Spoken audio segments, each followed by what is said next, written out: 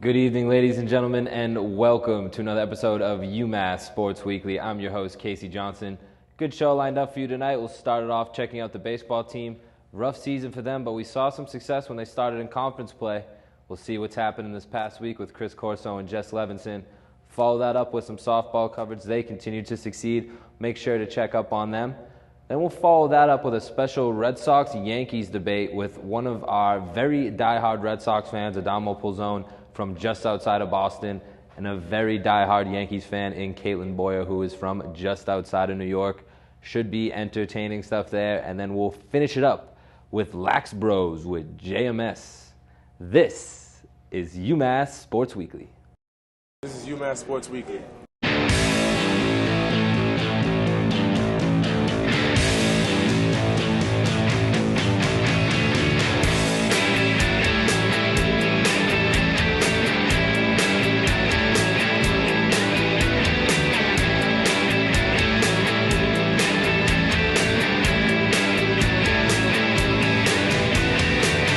Good evening, ladies and gentlemen, and welcome to an episode of UMass Sports Weekly. Now joining me at the table to discuss UMass baseball, Corso and Jess Levenson. So, guys, the season hasn't been a great one for this UMass baseball team. When the season started out, a very, very rough start, 3-19. But as we covered, they really weren't getting any home games, having some tough luck with the weather. They got into conference play. We started seeing some success from them there, getting some wins in their first conference games. Chris, what has happened since then? Have we still seen the success continue, or have they fallen off? Since then, we can't say that the success has totally ended, but they've lost 4 games in a row, and that is due to losing games, close games, like they were pulling out in the past 5 or so games. They lost all these games, all 4 games, by no less than 3 runs in each game. 3 2-run, 1-run losses.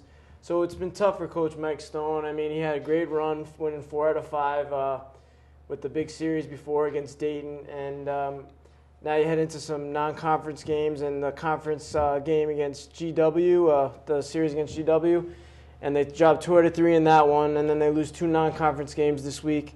It's a little bit of a rough patch for them, but the thing is they're not closing out games they were the week before, and that's what it comes down to. They're not struggling that bad because all these games are close games, but definitely a little rough patch for them, and they'll look to rebound against Fordham this week out in the Bronx. Now, Jess, we saw some bright spots when they took on St. Louis at home. They came in 7-1 in the A-10, powerhouse in the A-10, and they really handled them, beating them 7-2. Really impressive game. What has happened since then with this team that has really caused this drop-off in play that we saw was there in the game like St. Louis? Well, in my opinion, the offense needs a lot of help because in over 1,000 plate appearances this season, UMass has only hit 9 home runs. And that means that we're not getting any extra base hits or a streak of like a couple hits that bring in a lot of runs. And just stringing together singles and like infield hits, that's going to be really tough on getting some runs on the board and helping the pitchers out who are also struggling. Every facet of the game, UMass needs to improve. So it's not just the offensive power numbers we're seeing problems with. It's also pitching numbers that are struggling just as well as the batting numbers? Definitely. This season, UMass's ERA is a full 1.5 runs higher than their opponents. And if you're giving up almost 2 runs a game, that's going to be really hard to beat. Now, as they continue on, Chris, what do they have to do to turn this around as we look towards the schedule as they come towards the end of the season? Well, if you take a look at the power numbers, that's not going to change. Last year they didn't even hit 9 home runs as a team, so they had to pull out some wins. But the power numbers are better this year compared to last year, and they're still awful, as Jess said. But you're not going to get those power numbers out of a team in the Northeast with the recruiting money that Coach Stone has over there. But they need to learn how to finish games the way they were doing it last week, and they lost that, and they haven't done it in the past 4 games, and you need to bring that back. You're playing a conference opponent in Fordham this week who is not that strong either at the bottom half of the A-10, and you need to come out, win this series on the road, and then you come back for 2 more remaining series in the conference at home in Amherst, and the team's 3-13 on the road this year, so that tells you they're struggling on the road. At home, they're closer to 500, especially with the conference games. So if you win this series against Fordham, a lower team in the division, and then you come back home for 2 home series to finish up the season, you might have a chance to slip into that Atlantic 10 tournament with the 8th or 7th spot, which I think is very possible. You got Mike Gianellis still hitting great, the freshman phenom, you could say, hitting .313 in the middle of the lineup. And then, of course, you got Nick Campero hitting over 300 for them in the middle of the lineup, the senior, and Dylan Began, the number 4 hitter, hitting around 280, and he's the one supplying those power numbers for them. So you got the 3 core guys in the middle of the lineup. If you get Kyle Addy at the top of the lineup to keep getting on base the way he's been doing, getting some big hits, you might see them make a little run here for the A-10 tournament. So you do see, even with all these struggles, there is some hope left for the A-10 playoffs as we go into postseason. The only reason why I say there's hope is they had trouble at the beginning with the non-conference games, but they showed in the middle of the season that they can compete in the Atlantic 10 Conference. And with this series against Fordham that I think they could win, and then they come back home for 6 more games, I think they could win, at least go 500 in these series with the hitting they have in the middle of the order. They haven't had that type of production in the middle of the lineup in the past, and the pitching has been solid. It hasn't been great, but they've been giving up 4 or 5 runs a game. That's nothing that should surprise you out of UMass. So if you can score some runs and keep the games close like they have, maybe they just got to pull out a couple wins like they were doing last week, as we said. Yeah, I agree. UMass's ability to keep the games close just means that a few players who are now only solid, if they just get hot for a little bit, they can tack on a lot of wins in a row. Absolutely. So there's still hope for this Minutemen team alive in this UMass Sports Weekly studio. Hopefully they can turn around here and take advantage of these conference games that they got. Like you said, Fordham, that'd be a big win for them. And hopefully they can just go off of that. Guys, appreciate your stuff. Chris, Jess, thank you. Stay tuned, and we'll be right back to talk UMass softball. Welcome back to UMass Sports Weekly. Now join me at the table to discuss UMass softball. Mark the Shark Daly. Mark, appreciate you up here stepping up solo. You know, a lot of weight in your shoulders. I do what I can. You do what you can. You know, you don't crack under pressure. So this softball team, a lot of similarities to the baseball team that we've been talking about. Really not the best season out of them. Struggling with records. But also we're expecting some success out of them as they started entering into conference play. Yeah. What have we seen as of late as they're getting into these games? Have we seen some success from them, or is their struggles much like the baseball team?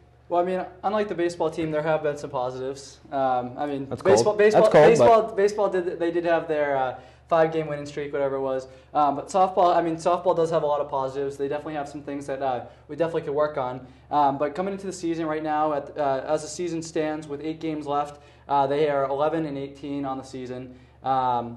They enter with a 5-5 conference record, which puts them in 6th place in the Atlantic 10 Conference. With the 5 wins, I mean, right now the conference is led by Fordham and LaSalle, who both have 9 wins in the conference. But everyone else only has six or less, so UMass is right in the thick of things still. They still have the potential to jump up as high as the 3rd seed, qualify for the tournament. Their offense is the biggest thing.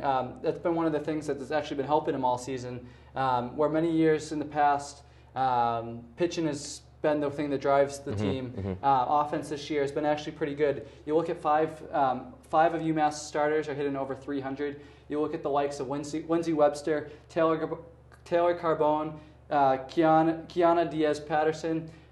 Those 3 players have really been players. They're upperclassmen, seniors. Patterson being a junior. Those are the team that the players that the team has depended on and has really come through. Just looking, in addition to those 5 starters, the team on the season so far has hit 16 home runs, 39 doubles. Offensively, they are just there. Their biggest issue, which has never been an issue for them in the past. I mean, with Elaine Sartino's former team, she was here for such a long time, and one of the many things that was the biggest thing that drove their team was the success of their pitching. When you go back to the team that you look at in 2012 that won the Atlantic 10 championship, pitching is what drove them.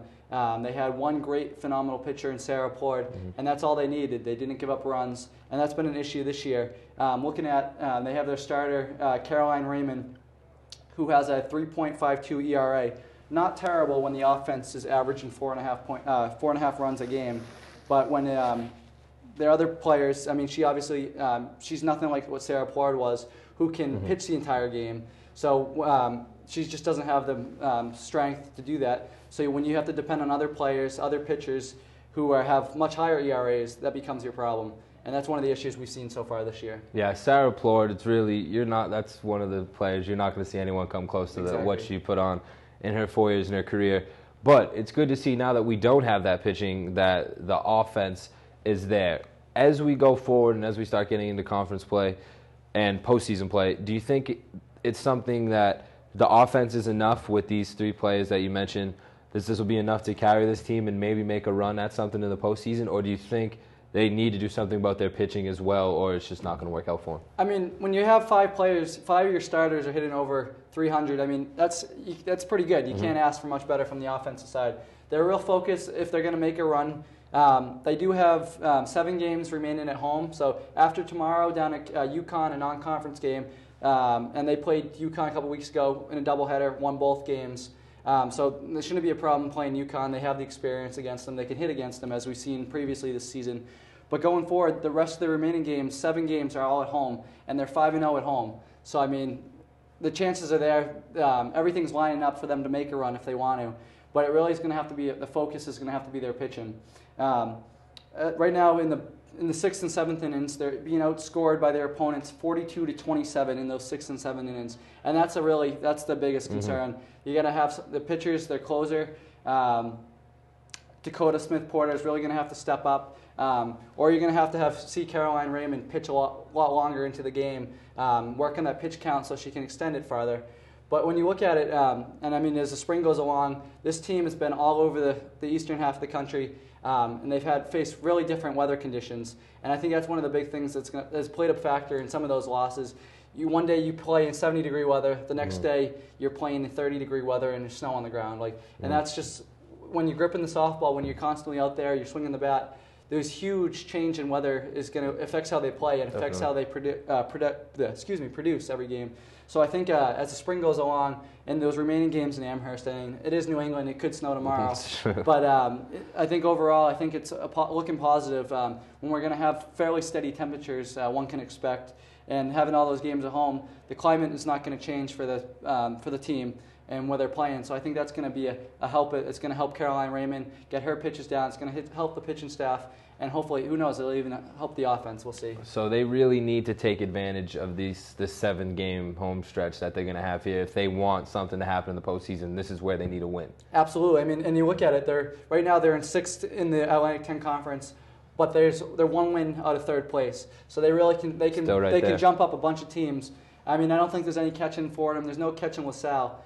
But they can place 3rd. I mean, I think the way the season's been so far with an 11-18 record, if they can get 3rd in the conference, I think that's not bad. I mean, absolutely. And then go into the postseason, who knows what happens? And that's what they have to look forward to. I think so, if they can work to that. I think why not? That's the motivation. So it's still there. If it's still there, I mean, absolutely. There's no reason to count them out. Lot of action like the baseball team there. Not the greatest season. Seen some improvements. But now the hope is there, and with the 7-game home stretch, that's a big opportunity for them. We'll see if they take advantage of it. Mark, good stuff. Appreciate it. Now, unlike the baseball team and softball team, we do have some very positive stuff going on around the campus. This Saturday from 11 to 3 on the Northeast Quad, the UMass Self-Mag Workout in the Park. There'll be workout classes. Again, that's from 11 to 3. You'll get 3 stages of getting big or getting little. You can choose from Pilates, yoga, CrossFit as well. And it's not just the workout part, ladies and gentlemen. Post-workout, you'll be able to get a mini facial, get yourself looking like this guy. You got to look good. Got to look good. Hair color consult. So that's face and hair, the whole upper top, the money maker, fixing it, health snacks, working on that body post-workout. Fitness apparel to keep yourself looking sharp and keep yourself motivated to continue to work out. It's going to be a great day. Me and Mark will be there. You saw the moves. He will be instructing plenty of the courses. Register 11 o'clock at the Quad. It's going to be a good day. I'm excited for it. Absolutely. Why can't you be? It's going to be fun. Why can't you be? Mark, appreciate it. Always good. Stay tuned. We'll be right back with our Red Sox and Yankees debate. Good evening, ladies and gentlemen, and welcome back to UMass Sports Weekly. Now joining me at the table to debate the Red Sox and Yankees as they enter their season series tonight. To my right, weighing in at 220 pounds, I'm estimating, wearing the glasses like Adrian Broner, very flashy, Adamo Pulzone. To my left, matching flashy with classy, Kaitlin Boyer. As you can see, she'll be representing the Yankees, and as you can see from the David Ortiz glasses, he will be repping the Red Sox. Now, guys, I want to focus it more so on the series tonight, starting with the pitchers. Really good lineup starting off tonight. John Lester, the ace for the Red Sox, has been reliable over the years, and now for the Yankees, the new big pitcher in Tanaka. This guy has been outstanding so far this season, coming over for Japan. Kind of the Daisuke effect, a lot of success from this guy. Damo, I'm going to start it with you because you look so good. Who do you got for pitcher if you had to pick? I know you're a big Red Sox guy. What pitcher you got to go with if you got to pick? But you know what? The Red Sox had a great foreign pitcher too, and he did great for a year. So who knows how Tanaka is going to be in the future. But for tonight, he can relish in his success. I'm taking Tanaka, unfortunately. And when you look at the Red Sox hitting, I mean, the biggest news story is that we got Jackie Bradley Jr. back in the lineup, and we got Johnny Gomes taking over for Nava, who's well below 200, and Johnny Gomes is barely above 200. So Red Sox hitting hasn't been doing much. It's kind of blah as of lately, when Tanaka has not been blah. So I'm taking Tanaka all the way. Now, Kaitlin, I got to think you're going Tanaka as well. I can't see the switchback. What kind of argument do you have for Adamo to show that he is not some 1 year and done like Daisuke? This is some guy that's legit and going to be around. Well, this is the thing with Tanaka. Obviously, he's coming into this 2-0. This is the first time that the Red Sox are actually going to face him. The last series that we saw a few weeks ago, he did not pitch.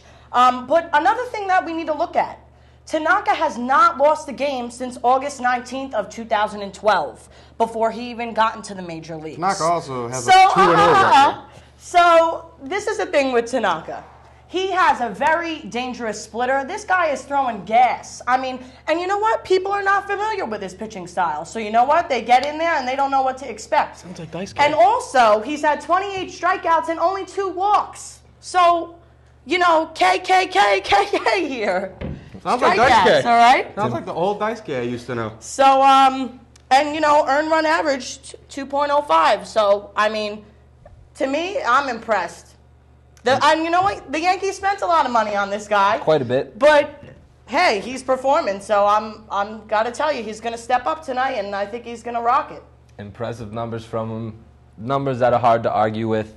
But, you know, the Daisuke factor is yet to be seen. There is the chance that he comes out next year and is nothing, you know? That's what happened to Daisuke. Daisuke's in a minor league system now. But as of right now, he does look very sharp, has been very impressive this year.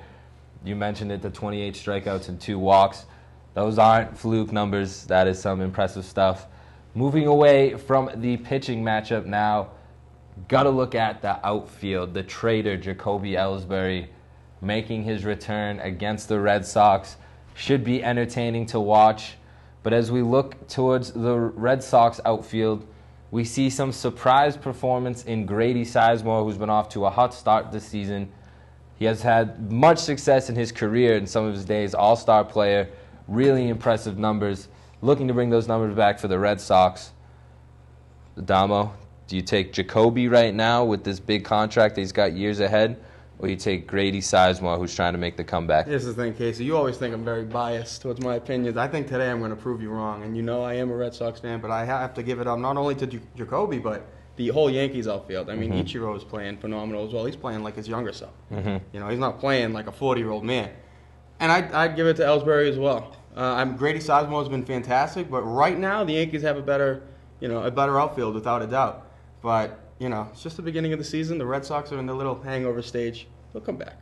Now, Kaitlin, Jacoby hasn't done too much for the Yankees outfield right now. Definitely hasn't played up to the contract that he was given, but that is something that time will tell. Who do you think is a bigger factor for the Yankees so far this year? Is it Jacoby or is it Ichiro? I mean, it is hard to say because Ichiro, I mean, we know that name ever since he was on the Seattle Mariners for quite a long time. And when he came to New York, I think a lot of us were very excited to have him here. And he has done, I mean, great things for the organization. But to see Ellsbury, do what he did in Boston and then, hop on over to New York and do his thing. I mean, offensively, he's doing well. And I mean, as you said, the contract, I guess, is a little questionable. But I think it's also a very sensitive topic for you guys, being that he's coming to us, first time back to Fenway. But, obviously you guys are the defending 2013 World Series champions. Glad you know. But let's just think about this for a second. I was born in 1994, and the Yankees made the playoffs every single time except for last year. We also have those 27 rings, so let's have that do the talking. And how many rings does Ortiz have? 3. How many rings does Jeter have? Boston Celtics 5. were great at one point, so, too, weren't they? I just think, I let the rings do the talking. You guys can run your mouth all you want, but I'm also throwing myself into a pit of fire here in Mass. But, so, I always stay true to my colors. So I thought we were talking about this season, not the past. One final question for this debate. I think this one will wrap it up nicely. Team leaders, all right? Are you going with Dustin Pedroia in the heart of his career, the definition of the leader of a team, amazing baseball player? Or are you going with Derek Jeter, the captain, on his wheelchair route out touring the rest of the stadiums, copying Mariano Rivera? No originality. Kaitlin, I'll let you start this one. Who do you got? Well, I don't even think that's a question. You all know that I go with Derek Jeter. You might think he's in the wheelchair. Yes, he's gotten old. Yes, this is his last year, but I'm telling you, we got to do it big for Derek Jeter. The captain, the amount of things this guy has done in his career are just unreal to me. And I really think that no matter what organization you root for, you have to, you got to have respect for this guy. Casey, someone's stuck in the past here. I'm going to talk about this season. I'm going to go with Pedroia. Didn't he just score a home run before the Boston Marathon anniversary? He did, I think he's phenomenal. I think he's great. I'm going to go with Pedroia. He's an overall better fielder, in my opinion, if we're going to talk about the present day. If we're going to talk about the present day, let's take it back to the last series. Yankees took 3 out of 4. I'm not in the past. Exactly. No. We're talking I'm not here to talk about the past. 2014, baby. Adamo gets the win because he wasn't biased. That's it for this segment. Nice job, guys. We'll be right back and finish Chase up for 28 with lacrosse. Go Sox. Jeter's old. That's what senior defender Kelsey McGovern felt when she tore her ACL right before the start of the Atlantic 10 tournament last season. Kelsey was able to take this crippling injury and apply it to her studies. She's a kinesiology major who hopes to become a physical therapist or nurse. It wasn't the first time Kelsey tore her ACL. It happened in high school, too. And tore my ACL for a second time. I had a bigger background of what, like biomechanically and kind of anatomy-wise of what was really going on and what was being repaired. It takes Kelsey anywhere from 6 months to a year to come back from a torn ACL. Kelsey says when you lose your ACL, your knee shifts and doesn't stay tight. Stopping and starting in linear motion were hard, but more easy than something of moving like laterally. So like shuffling or change of direction was something that was really not possible to do. She says she has a better understanding of her injury because of her classes, and that allowed her to come back to play in the NCAA tournament. It was mentally more difficult, I think. Through my kinesiology background, it's kind of sped up that process and allowed me to do more. Been some great classes actually here that I've taken, such as prevention of athletic injuries, therapeutic exercises, exercise physiology has been really important here. With this experience, Kelsey has not only been able to help her own recovery, but to also help her fellow teammates. It's allowed me to help my teammates in terms of I know how to tape an ankle, I know how to stretch people correctly if need be. While Kelsey's knee feels better, she is still not 100%. It's not even a full year yet out of my, from officially tearing my ACL. It's been a process. It's something that's going to be ongoing. Most people don't recover until a full year. So, it's working. I was definitely slower at first. She takes a single-season record of 110 draw controls in 2013, and in spite of her injury, she's leading the team this season, too. I would say a lot of repetitions. It's a very specific skill that has to be fine-tuned. Hand positions on your stick, pressure that you put on the ball against someone, fully realize that that's kind of, my role and my job here. I just enjoy being out there every day and being able to, exercise at, full capacity with the rest of my teammates. As she recovers from her injury, Kelsey McGovern also hopes to continue to contribute to this team's success and another trip to the NCAA tournament. Here at McGurk Stadium, I'm Kaitlin Boyer. Welcome back to UMass Sports Weekly. Now joining me at the table to discuss men's and women's lacrosse, JMS Jesse Mayfield-Sheehan. JMS, thanks for joining me. We'll close it up here strong. Started off with the women's. Now, as we know, the powerhouse team right here, the A10 titles. It's what we're always looking for. Both teams now coming to the end of their regular season. Just 2 games left for this women team. Undefeated in conference play. I don't want to make it so, they're going to walk over, end these 2 games so easy. But, what do they need to do to ensure these last 2 games are wins and have momentum going into the postseason? Well, Casey, I feel like they just got to keep doing what they're doing so far. They've been doing extraordinarily well so far in conference play. Through their first 4 conference games, they just sort of ran over their opponents, as I was talking about last week, defeating opponents by, I think, an average margin of 15 goals a game through those first 4 games. It wasn't even a contest through those first 4. This last game that they just had this past Sunday against Richmond, rather close game, actually. They only managed to win by 1 goal. We're actually down coming in early into the second half. So that was a real contest. That was a real test for them. And they passed it. So they showed they not only win those runaway games, they can also win close contests here in conference play. So I think, they can really sort of ride the momentum of, proving themselves against a tough conference opponent going into these last couple of contests. Now on Friday, they got a home contest against St. Bonaventure. And St. Bonaventure, last place team in the conference, ranks last both offensively and defensively in the conference. So not much of a contest. Yeah, absolute punching bag, for this second to last game. We'll go that harsh. A bit harsh, yes, but statistically, you look at, this top team that's absolutely dominated the conference for the past few years, and then you look at the last ranked team in the conference. Realistically speaking, kind of true. Harsh, but kind of true. Yeah. And then in the last game of the season, they got a road game against Duquesne. Now, Duquesne was the team they had to beat in order to take last year's A10 Conference Championship. Duquesne is right up there, right up there in the tops of the A10 Conference Championship, right behind UMass. I believe they're around 2nd or 3rd place in the conference right now. Right up there with Richmond as, second tier of teams. Mm-hmm. So that could actually be a tough game. But I feel like if UMass keeps playing it the way they've been playing, then I think that should also be a game they should win, as long as, as Jake Liberty would say if he were here, as long as they don't get fat and lazy.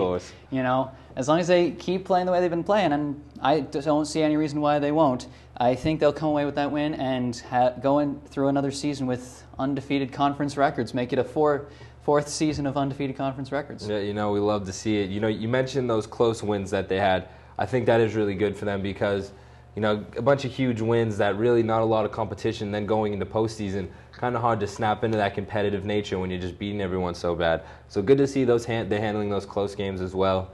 Probably going to see another A10 title. Not to be cocky or anything, probably going to see another A10 title. Men, on the other hand, not such a positive note for them. Still doing very well, but not the upper echelon like this women's team. Also coming to the end of their regular season, the men's team is, but their playoff hopes are on the line. Never mind the conference is undefeated. Their hope to be in the playoffs is going to come down to this last game here, if I'm not mistaken. Yes. Right down to the very end.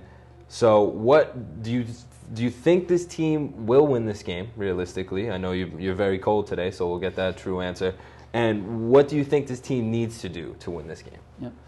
Well, the men's team, they have been having a very tough conference schedule so far. They've lost their past 3 games, including their last loss to Hofstra on senior night.